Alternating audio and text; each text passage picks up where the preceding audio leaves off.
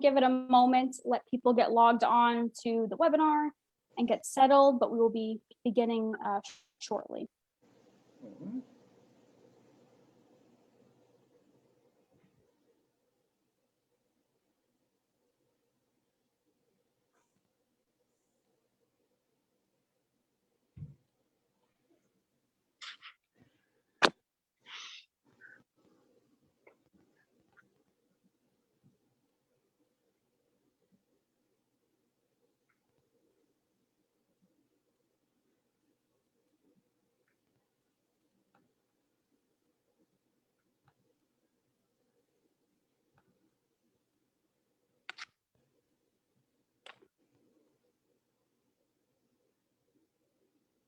Oh, and then Gordon, when I play the video, I think we need to just shut our cameras off. Otherwise, we'll be an awkward box in the corner.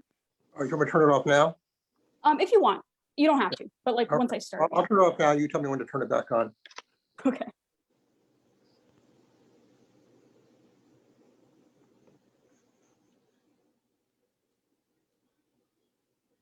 Okay, I think we can get started now, and folks can file in as whenever they're available.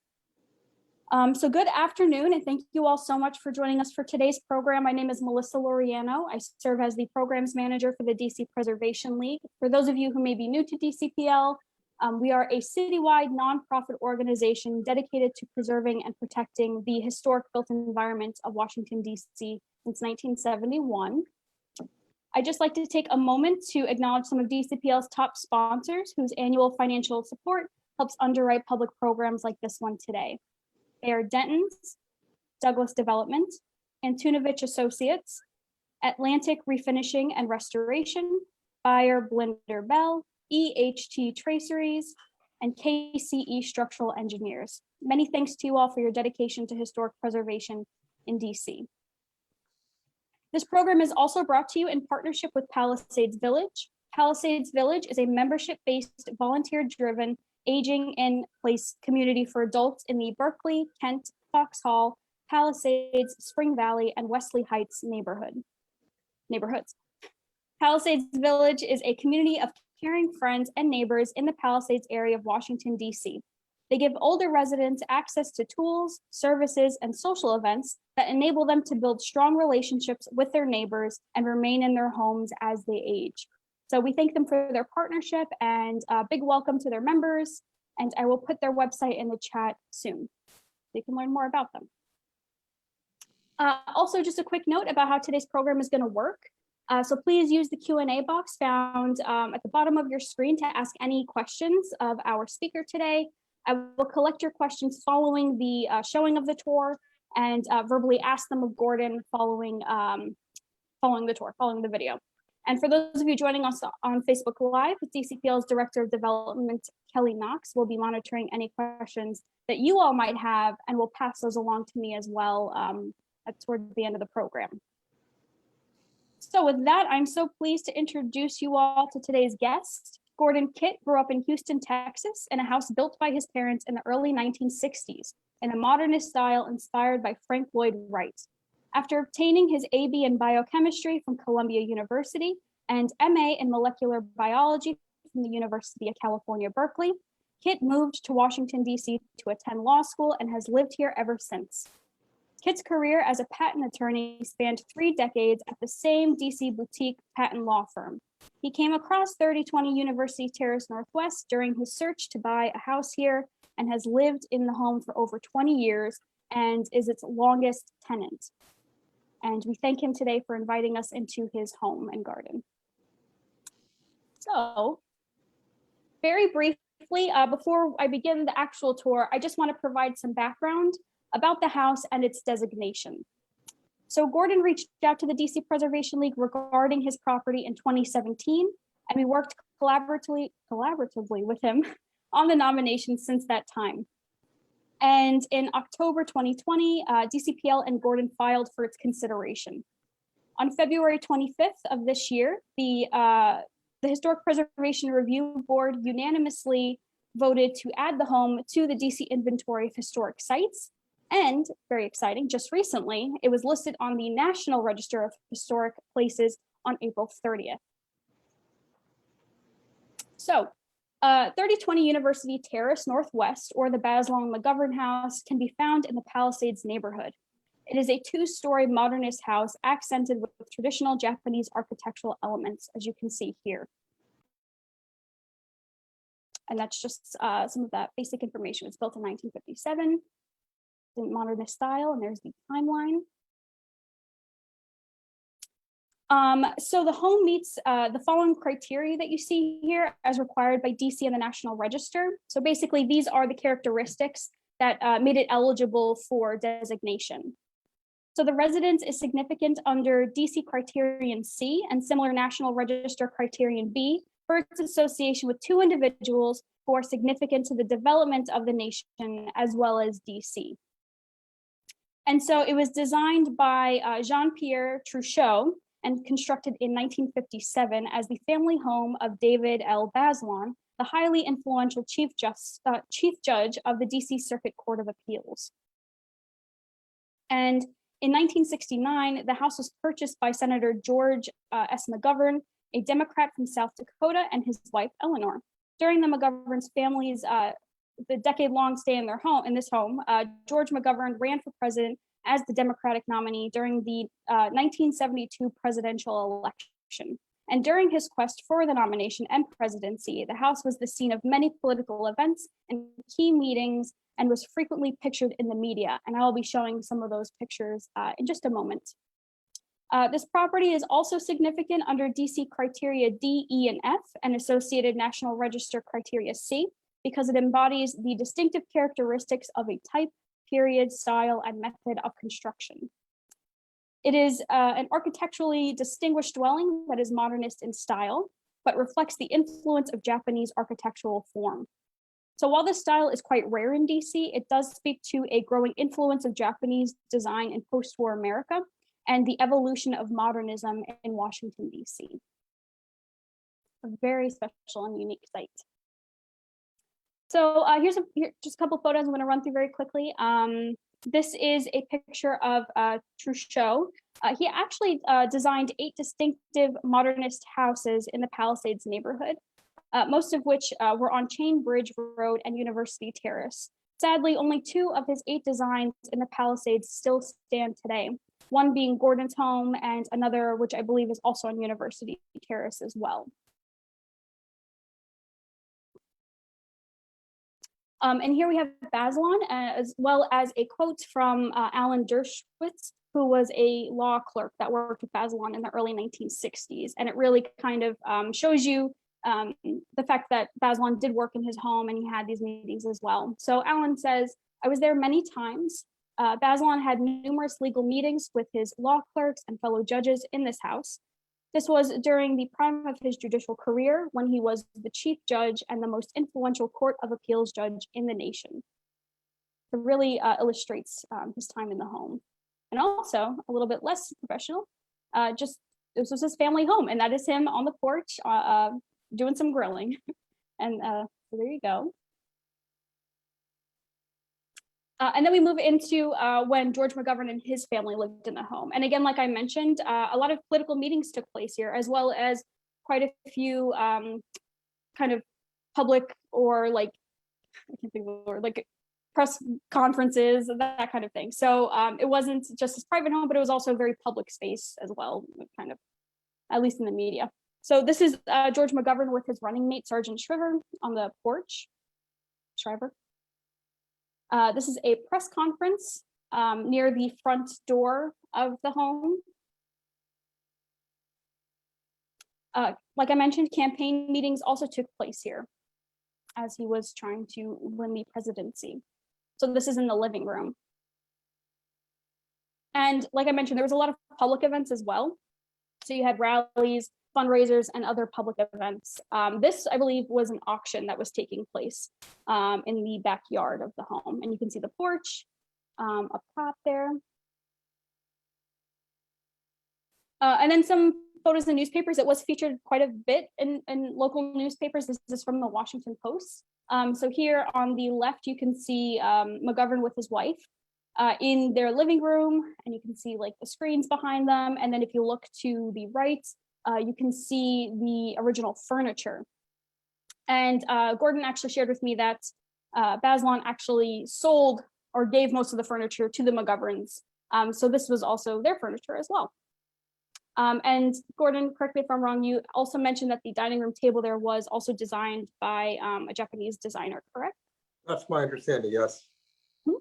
Yeah, so there is the home. Another photo of his wife, Eleanor, with her dog. And you can see the screens in the back and also the fireplace. And then here's a fuller picture of the living room there.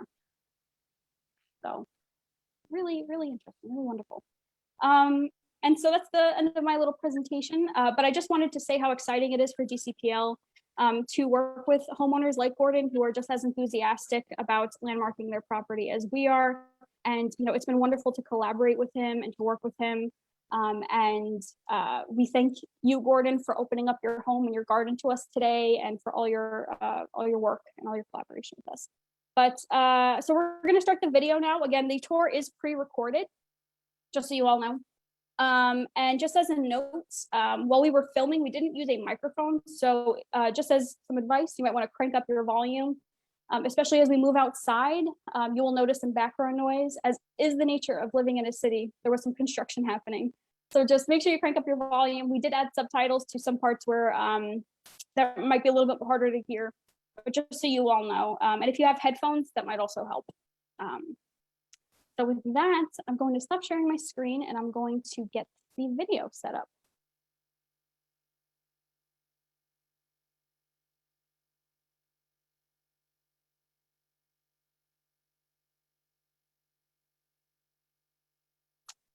In one moment.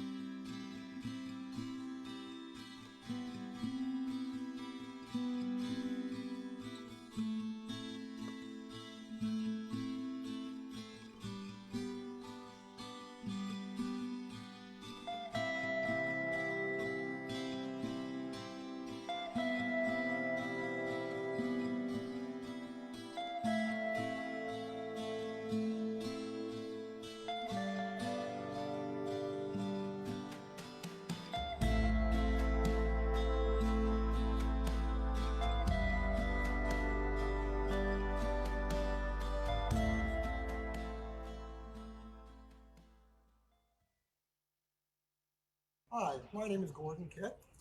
I live in this beautiful Japanese house. I've lived here for over 20 years now.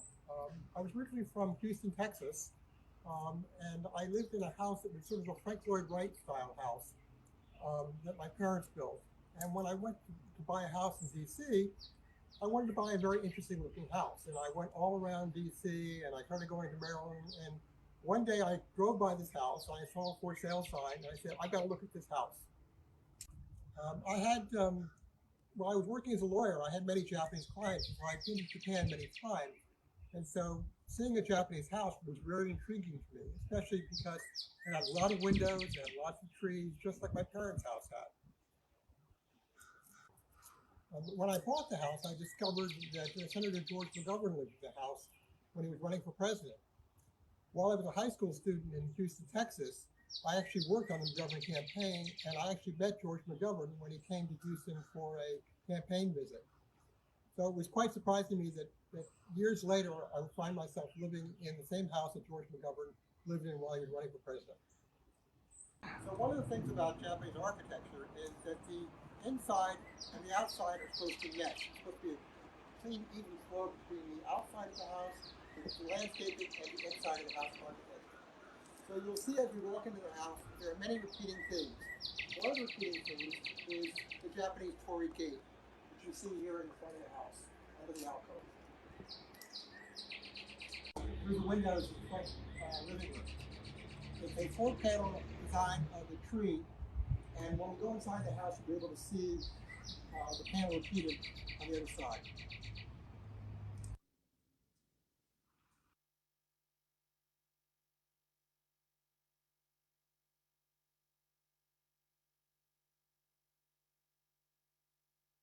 So these are Fusuma screens, and this is the 4-panel tree repeated 3 times. First here, 4 panels there, 2 here, and then wraps around to the end here. I will show you in a second the original paper that was in the house. These Fusuma screens were originally here, but they had different paper on it, and the paper was 40 years old, it was water stained, some of it was torn, so it wasn't very nice. So when I was in Japan, I was able to get new paper and had the Fusuma screens rebuilt here in Washington with the new paper. So now you can see with the screens open how much light you get in. In the morning, tremendous amount of light comes in because we're sort of facing east. Now, the original paper for the screens is still in the house. You can follow me.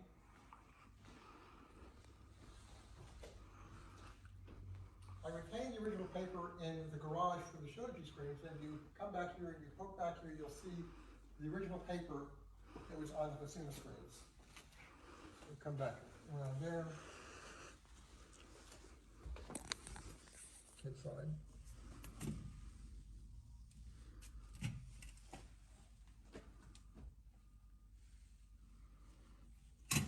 So a second repeating theme is this medallion, which is taken from a Japanese architectural magazine.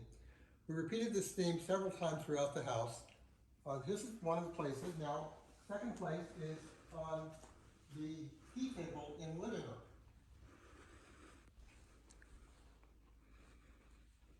Okay, it's the same pattern as the medallion. And if you look below, you'll see that there's a torii gate structure supporting the table. But when I bought the house, there was wall-to-wall carpeting in the shape of tatami mats, like this, but there was no wood floor. So when we pulled up the old wool carpeting, which was 40 years old and torn and not very nice, we found that we needed to put a wood floor in. So we added a Brazilian cherry wood floor, and then I had these custom area carpets made to look like tatami mats. Now you'll see another torii gate, one of the repeating themes in the house. This is the original torii gate that was originally part of the house when I bought it. And this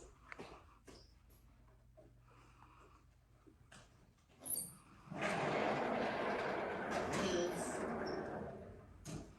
the original paper for the Fusuma screens are all in the house. So all these Fusuma screens, shoji screens that you see in the house have been restored with new paper.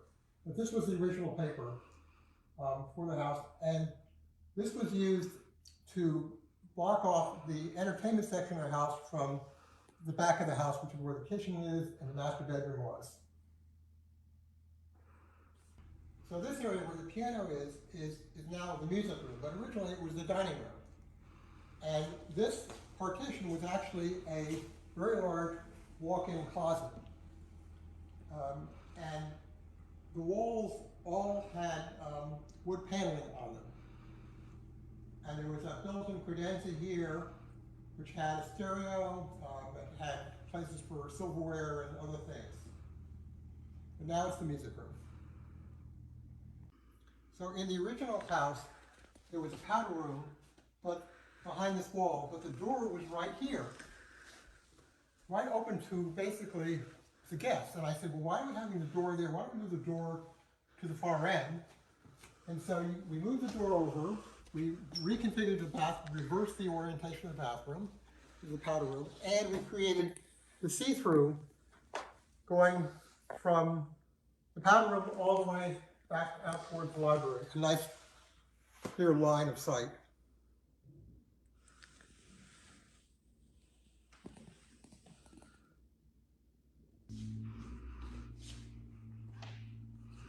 Now, as you can see, there's another gate structure that we added when I did remodeling of the house 20 years ago. There's a third gate going to the library.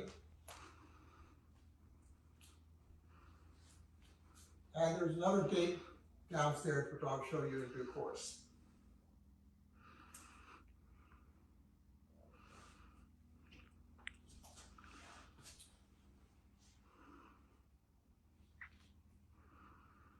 So when I bought the house, this was a dining room.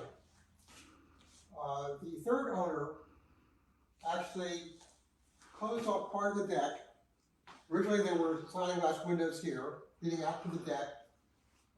They closed, or they moved these sliding glass doors 10 feet in, and they created space for a dining room. So I retained the dining room, but I had built a Japanese style table, so you have to sit on the cushions to eat in my dining room. I also have here a wedding kimono, a Japanese wedding kimono, as an artistic element.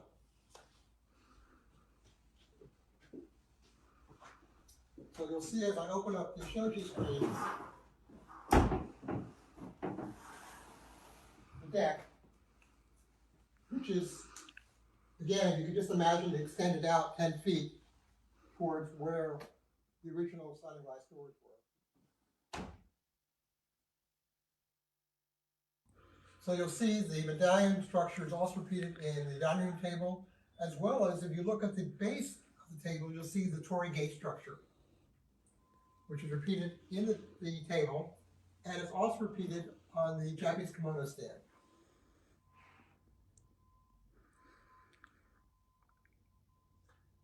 Now another element of repetition in the house are cut corners. So you'll see in the glass top floor of the table, the corners are cut. You'll see on the fireplace hearth that the corners are cut. And you'll see in all the furniture that the corners are cut. I have the furniture handmade, custom made. You have cut corners here, and you'll see throughout the house, all the dressers, the bed frames, all have a similar cut corner structure. And why is that? Originally, originally it was because I'm a klutz and I didn't want to walk into sharp edges on a bed. Okay. And I said, well, let's cut the corners of the bed. And they said, well, we're going to do it at the bed. We should do it everywhere else. I said, oh, that's a good idea. So originally this room was the breakfast area room. This skylight was not here. And because the sliding glass doors were just behind this area here, there was plenty of light. But when the sliding glass doors got moved 10 feet further out, this was a very dark room. And so when I had the house remodeled, we added the skylight to provide a little bit more light. So this is now known as our gallery space. When you walk into the kitchen, you'll again see cut corners on all the surface structures.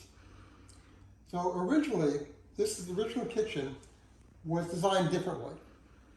There was a peninsula that came out of this wall and came out to about here. There was a washer and a dryer up here. There was a side-by-side sub-zero refrigerator and a freezer here. The sink was in the corner over there, in the far corner. And the ovens were up against the wall to the right. So there was not the magic triangle that you typically see now in kitchens. So when we had it remodeled, we reconfigured the kitchen to make it a little more utilitarian. And we moved the washer and dryer to under the counter. Washer and the dryer. So all very convenient. Kitchen, but it wasn't a dome skylight. It was glass blocks, which is very old-fashioned type of skylight, and they leaked a lot. So when I did remodeling, we built in a brand new skylight with a dome structure. So as I indicated, the inside and the outside need to mesh.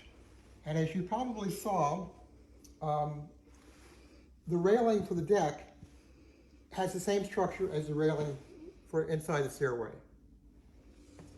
Again, we have the Tory gate structure here on the top, in the top corners there. We have another Tory gate here, which shows you screens.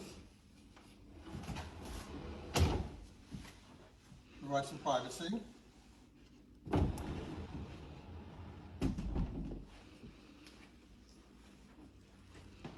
You have the desk with the cut corners, and again with the structure as in the stairwell and outside. You can see outside the same pattern for the railing.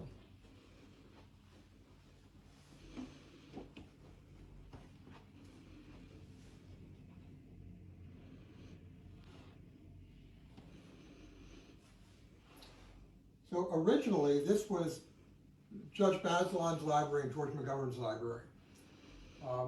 And when the Bazelons and McGoverns lived here, there was a wall-to-wall bookshelf which actually extended across this closet on this side and also all the way on this side. This window wasn't there originally, but there was a hole for the window. So when we pulled the old bookcase out, we found the actual framing and hole for the window, and we decided just going to pop a window in there to provide more light into this room. This was a very dark room. It had dark wood paneling. It was a man cave, basically. And so we wanted to make it a little brighter and sunnier.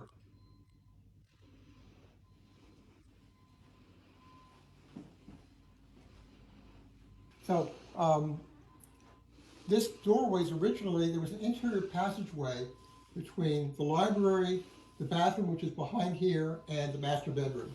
So this stairway was actually a wall here going straight up, and you could walk privately through the three key bedrooms, or three key rooms, the library, the bathroom, and the master bedroom, without being part of the rest of the house. This gate structure was not here, obviously. This was a solid wall also. So as you go into the master bedroom, you'll see again the furniture with the cut corner. You see the medallion structure over the bed.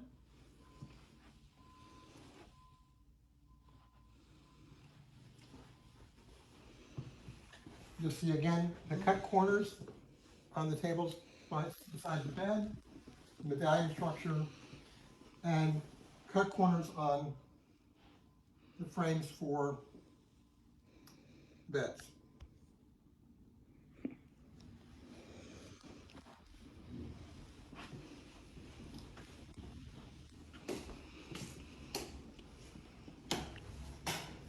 Now this is the master bathroom.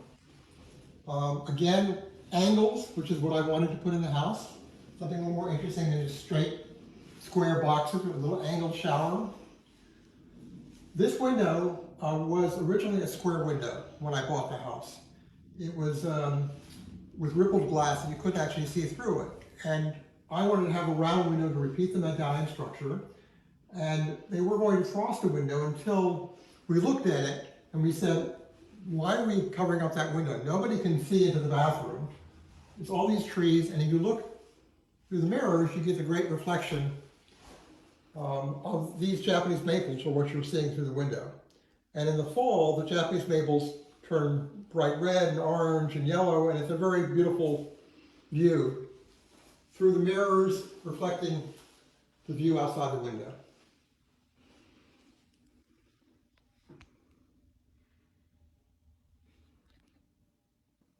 So when we decided to tile the shower and the kitchen tiles, so what tile do we use? So the idea that I had was we should have tiles that are called a crackle tile, which looks like the shoji screens. So it's like the interior paper of the shoji screens are the tiles for all the bathrooms and are the tiles in the kitchen. So the house is built on a hill, and we're currently on the main floor. But as the hill goes down, there's another level, which we're going to go see in a moment, which extends from the bottom of the house. It extends out from the hill. So as we go downstairs,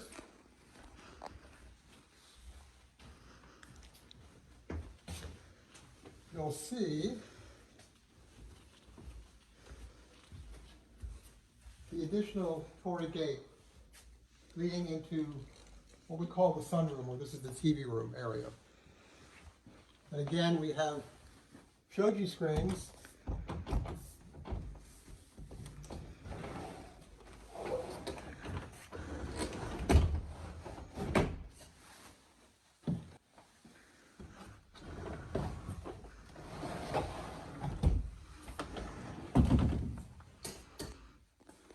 We have another tree pattern like upstairs. We have on the wall a Japanese no theater mask. It's a devil mask that I got from Japan.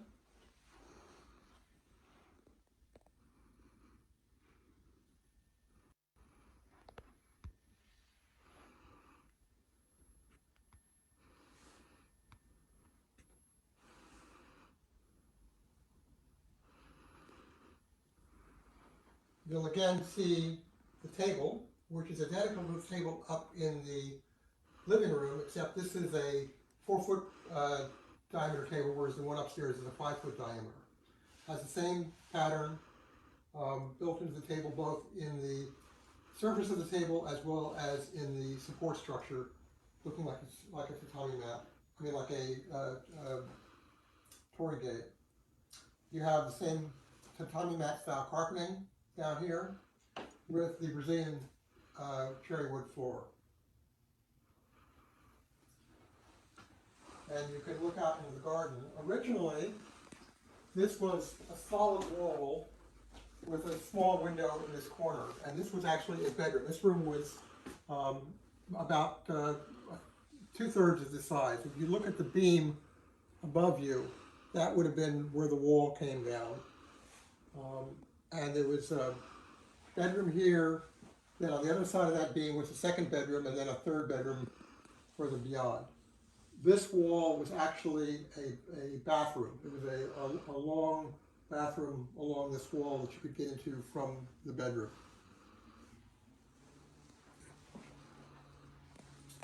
So when I moved into the house, the garden, which we're going to go outside in a bit, there was actually a swimming pool here.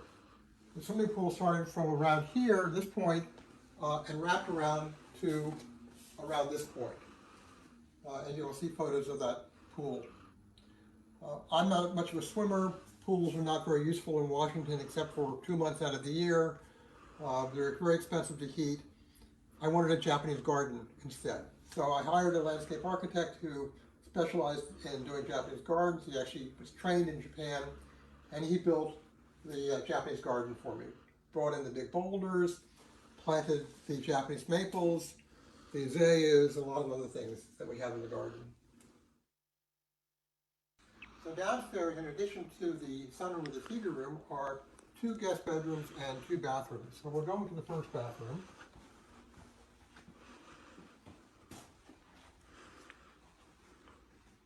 Which has a shower with, again, a cut corner angle. You have an angled sink area. And you have a little garden feature with a Japanese lantern and azaleas. There's a spotlight underneath the window, so at nighttime you can spot up this area, and it's a very pretty little garden.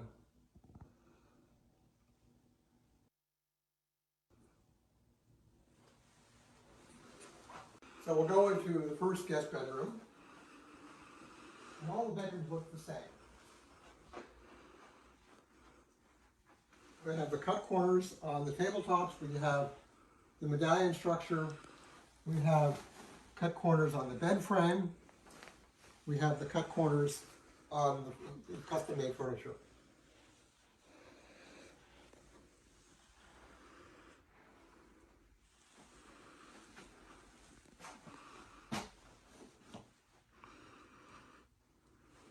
And unfortunately, it's just a little too early for the azaleas. They're just starting to pop, so you can't quite see them yet.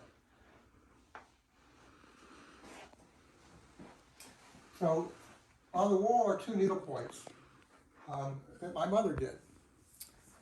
She was very much an artistic person and did a lot of needlepoint and other types of artistic works. And she passed away 30, 40 years ago.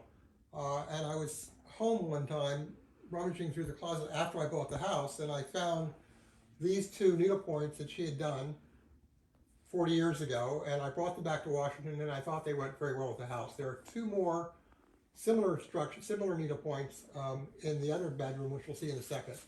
But this is sort of paying homage to my mother. That's wonderful.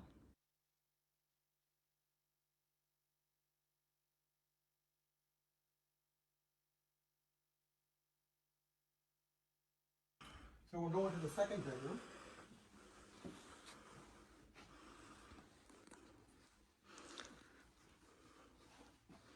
Which again is like the other bedroom. It's the same furniture, the same medallion over the bed. You have the other two needlepoints that my mother did. And if we open up the shoji's here, you'll see that the white portion is the dining room. And that was where the dining room was closed off. So the deck originally went from the edge there all the way through to these windows. But when the third owner decided to build, to close out the dining room, they restructured the surface there. So the second bathroom is here.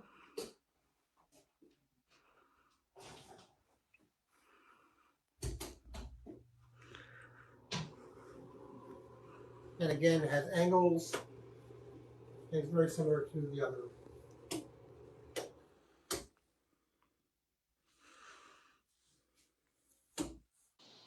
Okay, so we're going to walk along the deck. This is the original decking in the house, which was redwood, which held up very well because it was never got wet. But ultimately, I had to redo the deck because the redwood had kind of rotted out here. And when we redid the deck, we had to redo the railing because it wasn't up to code. You'll see in an original photograph of the house that the railing was much lower and there were big gaps between the rungs on the railing, which would be very dangerous nowadays. So we had to have a new railing built up to code and repeated the same design structure, which is in the stairwell of the house and also on the desk in the library. Had the Japanese maple planted here, a lot of azaleas.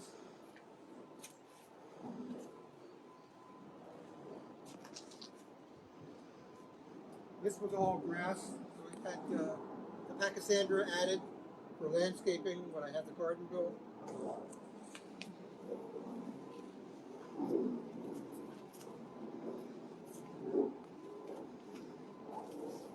Now this is a cherry tree that 2 weeks ago had this big pink bloom over the top of the house. This cherry tree is probably 60 or 70 years old. It was definitely in the house when the McGoverns lived here, and I think it was probably in the house when the Bazelons lived here. You can see it's now sort of dropping its little cherries at the moment.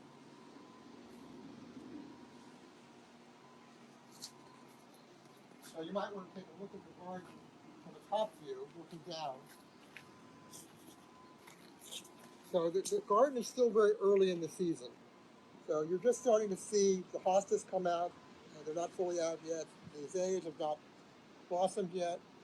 There are other things in the garden that are in the process of coming out. The ferns are coming out.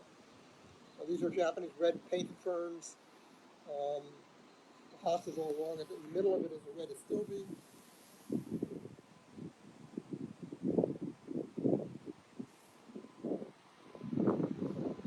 You might want to walk along the deck and look at the garden at the top before we go after the garden.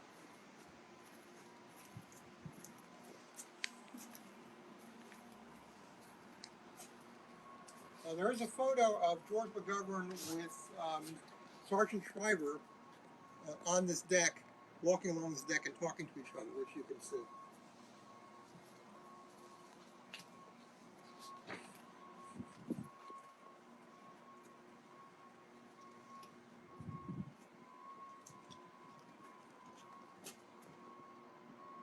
So these Japanese maples were planted about 15, 16 years ago.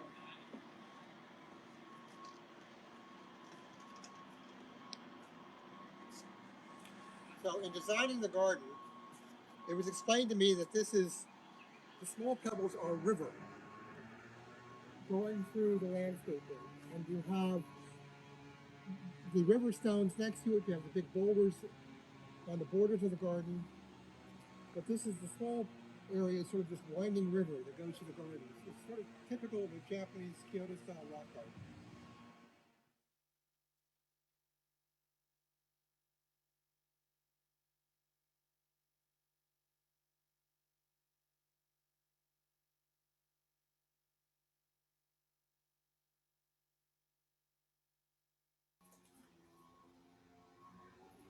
And here are the azaleas that are just starting to bud.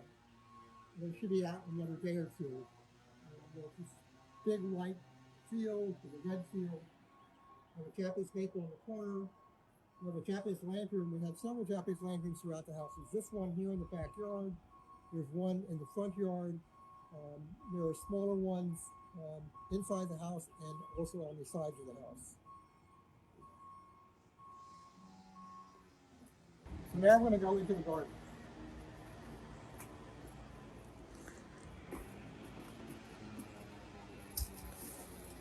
Again, all of this landscaping was added when I bought the house and hired the landscape architect. The compressor for the air conditioners was here, but I had built around it, again, a Japanese gate structure to help hide the compressor.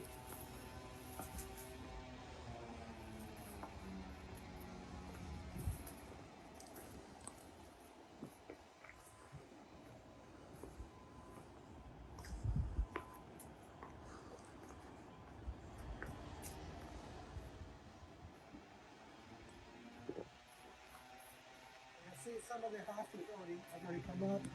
Some of them starting to come up. It's not there yet. Lots of different ferns, different types of objects in the backyard. We have a lot of deer in this neighborhood, and occasionally the deer get back here. Sometimes they jump the fence. Sometimes the gate's left open. And you know when the deer are back here because the hostas are like lettuce to them, and they're all eaten up. Totally destroyed from the season. So right now, we're just coming up and the deer haven't gotten back here for us.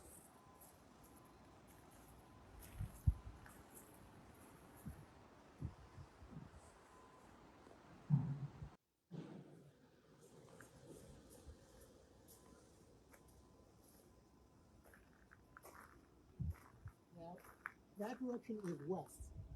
So in the wintertime, when there are no leaves on these trees and no leaves on my neighbor's trees, you can actually see Tyson's Corner.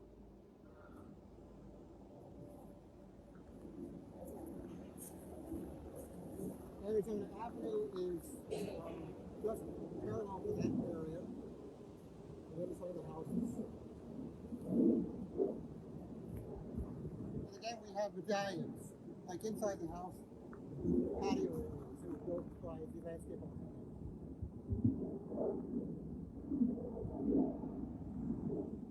We also added a water feature. The original idea was to have a koi pond, but the landscape architect convinced me that a koi pond was really just food for fish and food for cats and raccoons, that they would come and eat the koi. So we had this fountain put in instead. Less maintenance and provides the same idea of a water structure, water feature. So all these boulders were brought in by the landscape architect. This wall was further out. The McGoverns used this area to park their cars. The pool, which was built by the third owner, McGoverns was the second owner. The pool started around here and wrapped around in a kidney shape.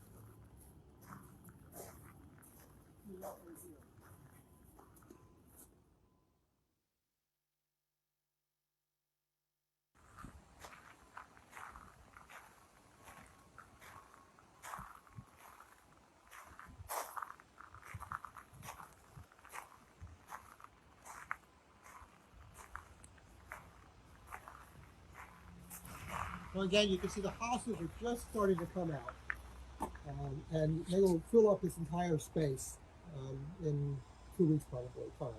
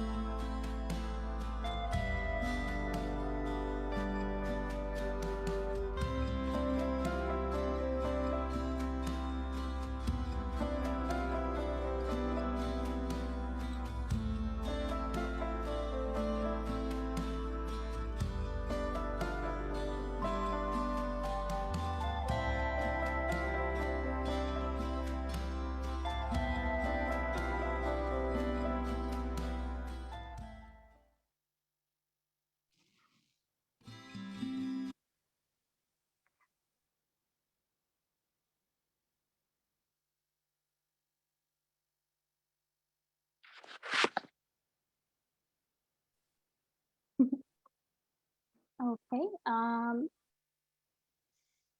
So that was really great. Thank you so much again, Gordon. The work that you've done on the house is beautiful. The stewardship has been really wonderful. And we really appreciate you letting us explore your home with you today. So I'm going to wait and see if anybody has any questions. There's one question. Oh, there is. Oh, let's see.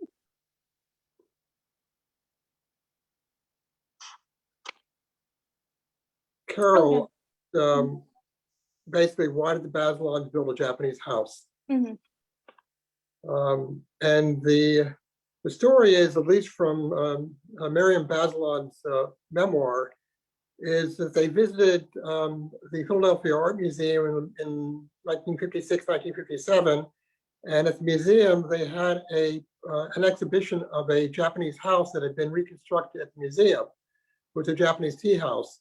And the McGoverns or the Bazelon saw that Japanese tea house, and she decided that she wanted to have a tea house to live in. And so they hired a French architect to build them a Japanese tea house in Washington, D.C.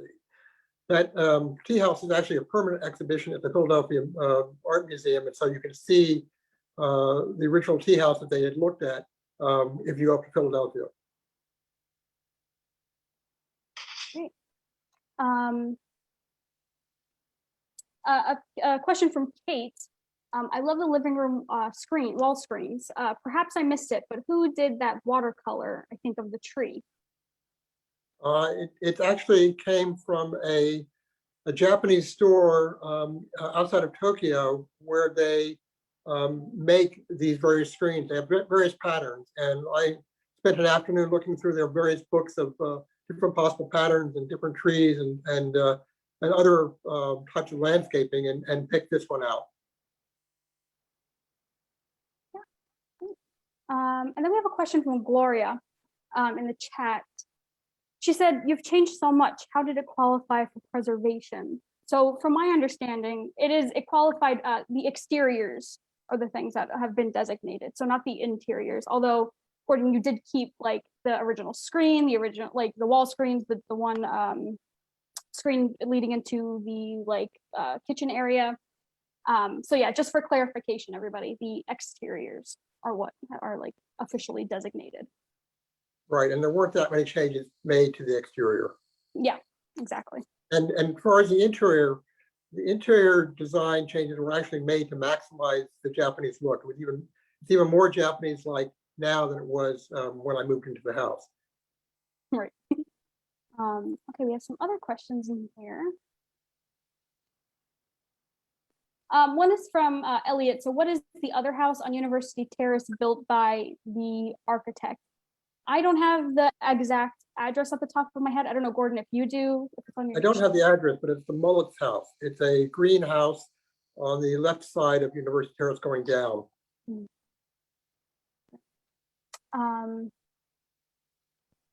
Okay, so a question from Kate, which I think I answered, but so is the interior considered contributing to the significance of the property? If not, have you made any provision for future owners to preserve the interior features? Again, it is just the exterior. I don't know of any plans about adding those provisions for the interior. I don't think there are any. Not that I'm aware of, no. Yeah. So somebody who buys the house for me when I die can, in theory, gut the interior and make it non-Japanese-like if they want to. Yes, but they can't do anything to the exterior as per the designation. Okay, so Carol asked, how did you prepare yourself for rehabilitating your marvelous home? And did you have an architect and or decorator? I did have an architect who was a remodeling architect. We had to upgrade the bathrooms and the kitchen, and we had to add the wood floor and do a lot of things like that interior-wise. So I did have an architect that I hired to help work with me to redesign the interior. The interior that exists now is very similar to the way it was originally. The walls have not been moved particularly. It's just more things of modernizing the interior. And Job asked, and this was covered in the documentary, like, what is the significance of the cut corners? And what is the name of the gate again? The gate is a Torii gate, Torii. And the cut corners are design choice. Mary asked, how can I view this video again? It's been beautifully renovated. Thank you so much, Mary. Yes, so following this program, I'm going to be sending out like an email, like a follow-up email, which will have a link to it on YouTube. But also it will be live following this program on our YouTube channel. So that is where you can find it. And we're going to be working on getting this recording of this program on YouTube as well. You can watch it immediately on our Facebook page because it records live, or it records the live. But yeah.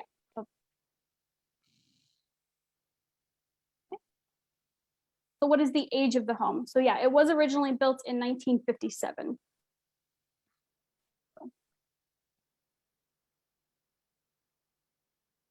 How long did it, this is from Sam. How long did it take to work out the details of the garden with the landscape architect? And do you have any particular favorite examples of Japanese gardens? So I hired a landscape architect who actually is from Boston, lives in Boston. He did the Japanese garden at Hillwood, the Hillwood estate, which is not far from my house. There was an article in the Washington Post about the renovation of the Hillwood Estate Japanese garden. And so I contacted him and asked him whether he'd be interested in doing my garden. And he came by to the house and saw the house and said, yes, I definitely want to do the garden for you. So he designed, it was basically his design that he came up with. Some minor tweaks to it. But every year, plants die and things need to be replanted. So the garden is an evolutionary thing. We have a question from Jan. They ask, do you awake at sunrise because of the screens? No, I wake up at 6 o'clock in the morning because that's when the dog comes and jumps into my bed and wants to go outside to poo. Oh yeah, so Carol asked again, and I believe Carol is from Palisades Village. Thank you so much, Carol, for joining us and for partnering with us. But Carol asked, I believe you have Japanese clients. Have you shared your home with them, and what is their reaction? Yes, when I was practicing law, I had many Japanese clients. I've been to Japan many times. Whenever they would come to Washington, they would come over for drinks. Sometimes we had dinner for them here, and they just loved the house. We just used to hang around in the house and rather be at the house than be at the office. And I think I remember from the hearing at HPRB, wasn't there a story of the Japanese embassy renting out your house as well? So when the Bazelons lived in the house, the Japanese embassy did not have an appropriate Japanese room for a tea ceremony. And so the Bazelons gave permission for the Japanese embassy to conduct a tea ceremony in the house. There was an article in I think in the Washington Post or the Washington Star with photos of the geishas doing the tea ceremony in the living room, roughly 1960, 1961. So Rob asks, what can you do or cannot do by the designation? And essentially, so because the exteriors are designated, you can't do anything like significantly that will change the character of the structure, like with other properties. But it doesn't mean that you can't do anything, right? So it usually just goes to the Historic Preservation Office and the Office of Planning. So if you want to do certain work, if there's like window work or certain work like that, you just go to them and you go through like the normal kind of permitting process. If in some cases, if they find that something is like being significantly done to the home that will really like destroy that character, they will then step in, maybe have a hearing of some sort. You'll talk to them, kind of go over some different ways that, okay, how can we adverse destroying the character of the home while still helping you kind of, if you need to like rehabilitate something, how can we? So it's a compromise, in some cases, but again, it's not that you can't do anything to fix up your home. But basically, you can't tear it down. Yeah, don't tear it down. That's the key. Yes, please don't tear it down. So yes, and let's see. Oh, thank you so much, Kate. So Kate commented, she goes, I'm a member of Palisades Village and I'm a longtime member of DCPL and the DC area historic preservation community. And she was delighted by this partnership. And thank you so much, Kate. for joining us today, for your kind words. Carol asked, I can't believe how many people were on your upper decks during the McGovern era. Can you imagine them doing that today? No, but I've had parties of 50, 60 people in the house and with people on the deck, and it doesn't feel like it's very crowded. I've never had, hundreds of people like the McGoverns did, but I have had large groups of people in the house.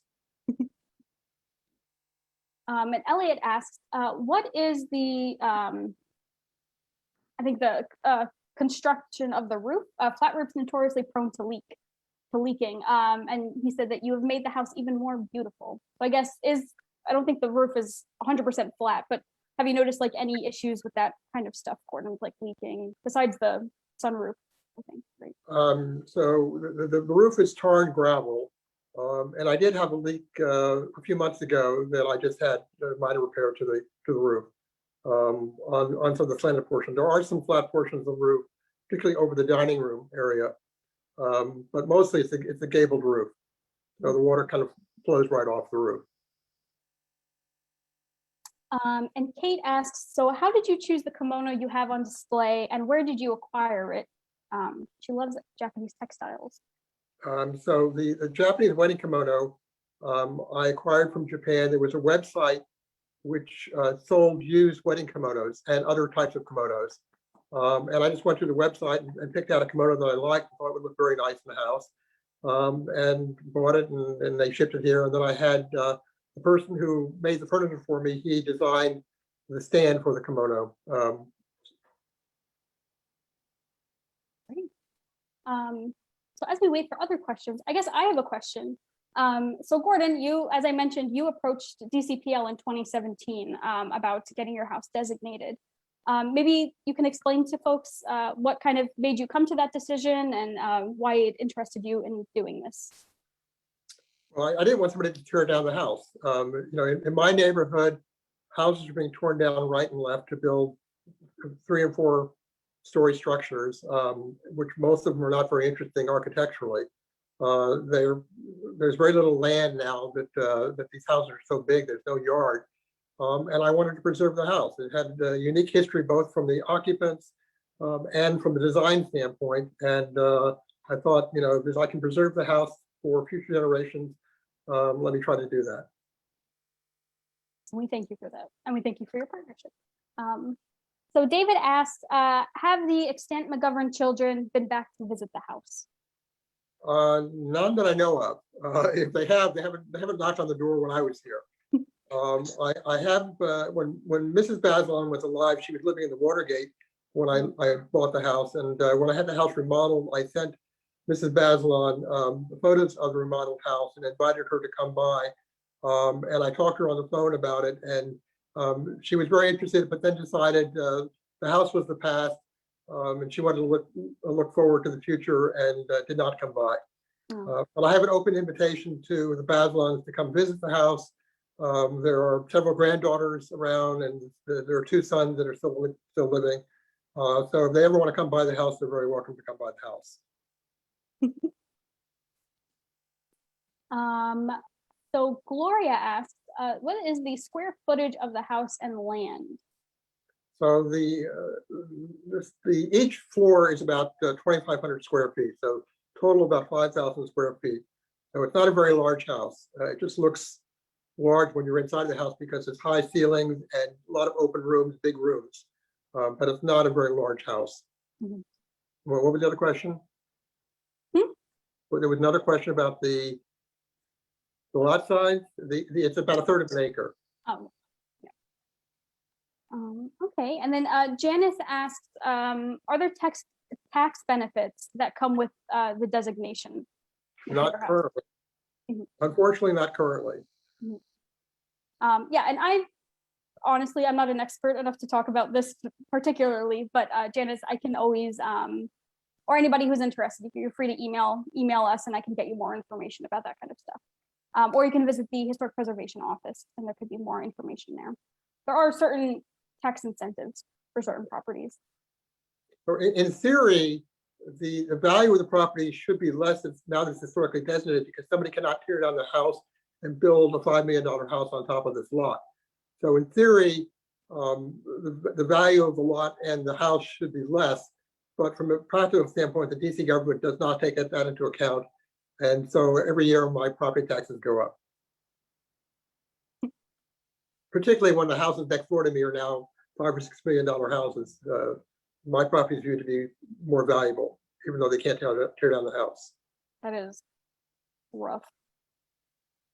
Carol asked, was the home air conditioned when you bought it? Yes.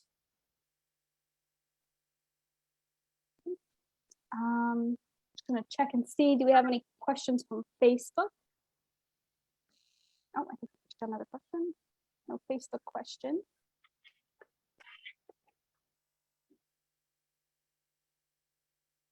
So Sally commented, you know, that the average American house could be up to 2,300 square feet. So your house could be considered large, I guess.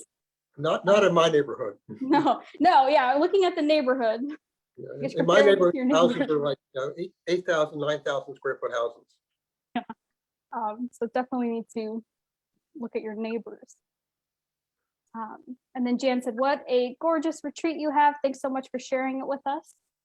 Thank you so much, Gordon. Oh, I think we have another question. Kate asks, would you like to borrow my Japanese Akita dog for any future photo ops? I have a Portuguese water dog who is sleeping right next to me. Oh, one dog's enough. His name happens to be Buddha, so he goes with the house. Oh, that's very cute. I think I met Buddha when I had visited a while back. So yeah, so David asked, how many owners were there between the McGoverns and you? Just one. So I'm the fourth owner. There was the Bazelons, the McGoverns, the Lees, which was a Korean family, and I bought it from Mrs. Lee, who lived in the house for several years after her husband died, and then she moved up to New York to be with her children.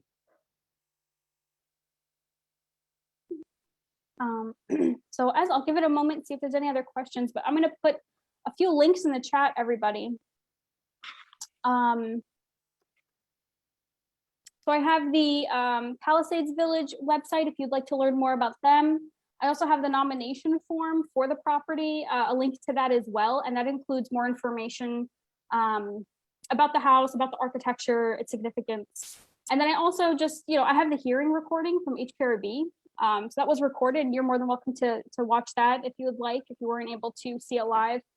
You can see the presentation, you can see Gordon's part in that presentation where he talks a little bit more about the house, and some interesting conversation about, yeah, like Palisades, the other modernist houses in the neighborhood, and kind of, as Gordon was mentioning, the raising of some of these properties. So it was pretty interesting to tune into. And there's also a lot about the architect in the historic application. So if anybody is interested to know more about this architect, you can find a lot in the application. Yes. Yeah, I didn't get too much into it, but yeah, that's definitely read up on him as well. And Carol said, thank you for preserving your fantastic home and inviting us to visit it. And thank you so much, Carol. And again, Palisades Village for partnering with us. And then I'm also just going to put our info in DCPL. Yeah, if you have any other questions that maybe we didn't get, maybe you think of after the fact, or anything else about the program, we have our email address here, info@dcpreservation.org, and you can email us any questions that you all might have. I'm not seeing any other questions. Let me just give it a sec. Okay. Let's see. Okay, well, again, if you think of anything, just reach out to us. But anyway, thank you. Oh, wait, I think we have some questions, actually. Marjorie asks, is it possible to see the house in person? It is a private residence, but Gordon, I'll let you answer this. Yeah, you can't see it in person if you're vaccinated. Okay, there you go. And you like dogs. If you like dogs and you're vaccinated, you can come see the house.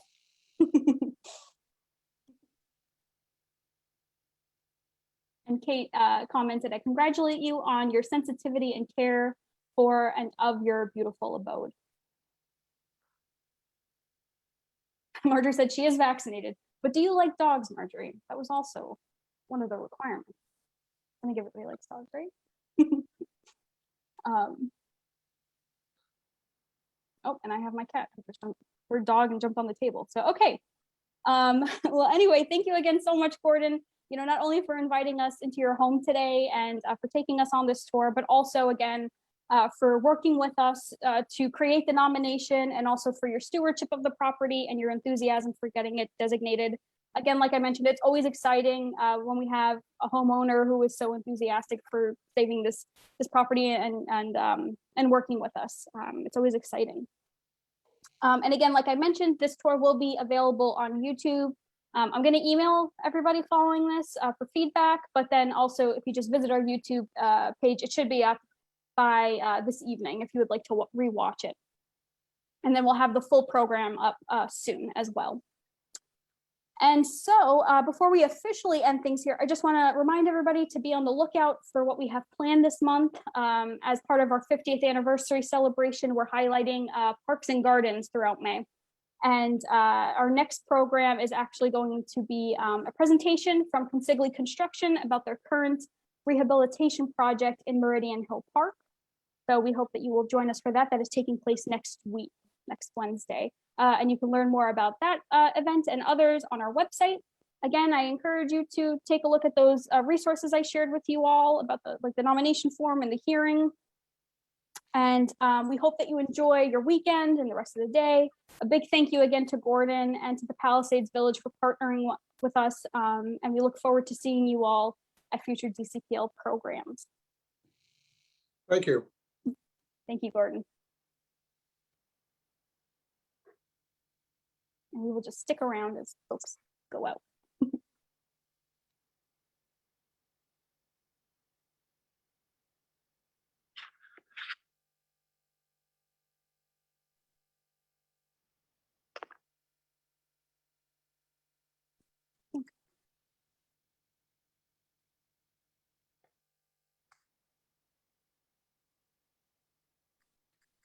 Okay.